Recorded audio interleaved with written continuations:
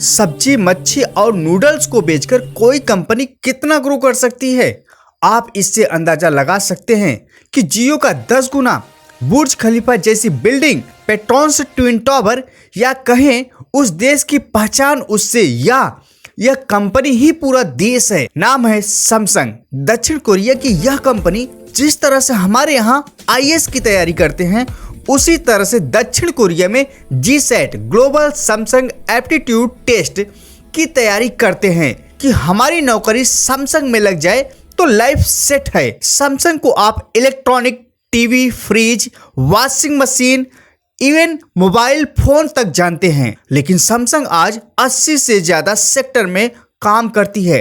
Samsung Apple को टक्कर देती है, लेकिन सच्चाई यह है कि एप्पल के इंपॉर्टेंट पार्ट्स सैमसंग ही बनाती है। सैमसंग कैसे इतनी बड़ी कंपनी बनी, इसके फाउंडर कौन है, जानते हैं सब कुछ शुरू से। ए सेकल वह जगह है जहां से शुरू हुई थी सैमसंग के इतिहास। साल 1938 सैमसंग कंपनी के फाउंडर ली बुइंग चुल सब्जी, मच्छी और नूडल से शुरू की। 1950 में कोरिया वार के बाद से दक्षिण कोरिया के इकोनॉमी में क्राइसिस आ गई। तब कोरिया एक्सपोर्ट पर नहीं, इंपोर्ट पर डिपेंड होना शुरू हो चुका था। ऐसे में उन्हें बेसिक चीजें भी दूसरे देश से मंगाने पड़ते थे। इसलिए ली बुइंग चुल, द फाउंडर ऑफ सैमसंग, ने मार्केट को देखते हुए एक स्ट्रेटेजी निकाली। एक ऐसी स्ट्रेटेजी जिसमें वे अपने देश के माल यूज करें और अपने ही देश में एम्प्लॉयमेंट क्रिएट करें। उन्होंने शुगर फैक्ट्री डाली। आज भी हर साल दक्षिण Korea 1.49 million turns sugar produce करता है।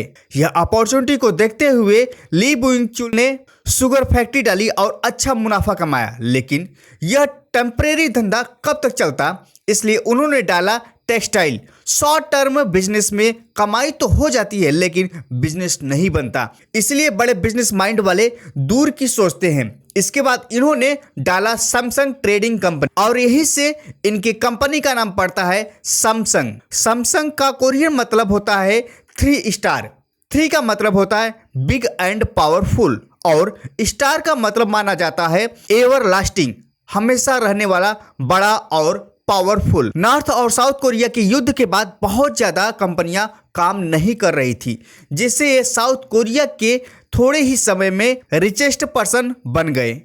साल 1968 में इलेक्ट्रॉनिक्स मार्केट में आए और एक साल के अंदर ही बना डाला 12 इंच का ब्लैक एंड व्हाइट टीवी, और बहुत ही जल्द दुनिया के सबसे बड़े टीवी मैन्युफैक्चरर बन गए। 1979 में चालू किया माइक्रोवेव, 1980 में एसी, 1981 में कलर टीवी और 1983 में बनाया पर्सनल कंप्यूटर, और 1993 आते आते ये दुनिया के लार्जेस्ट चिप मैन्युफैक्चरर बन गए। साल 2007 में एप्पल ने जो अपना पहला फोन लॉन्च किया था, उसका प्रोसेसर और उसकी चिप सैमसंग कंपनी ने ही बनाई थी।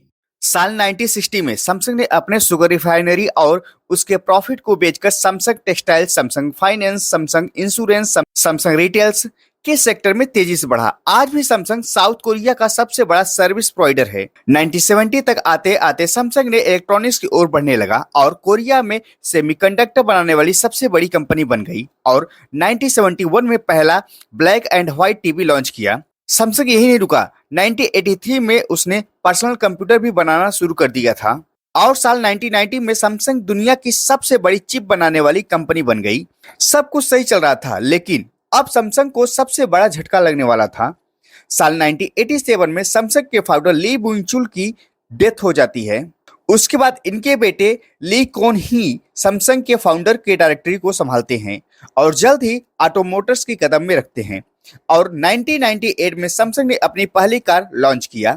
वक्त के साथ साथ सैमसंग और बढ़ता गया, और 2005 तक सैमसंग दुनिया का सबसे बड़ा एलसीडी मैन्युफैक्चरर बन गया। 2005 में ही सैमसंग को यूएस के मोबाइल मार्केट का लीडर डिक्लेयर कर दिया गया, और 2018 में सैमसंग ने दुनिया की सबसे बड़ी स्मार्टफोन फैक्ट्री स्टेब्लिश कर दी, जो भारत के नोएडा में है। सैमसंग ने सबसे ज्यादा सैमसंग कंस्ट्रक्शन एंड ट्रेडिंग से इनकम जनरेट करता है।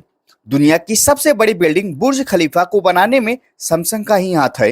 यही नहीं, 101 टॉपी टावर जो कि ताइवान में है, और दुनिया की ट्विन टावर पेट्रोन्स टावर को भी बनाने में सैमसंग का ही हाथ है। यही नहीं, साउथ कोरिया में सैमसंग का सैमसंग सिटी यानी कि एक पूरा का पूरा शहर भी है।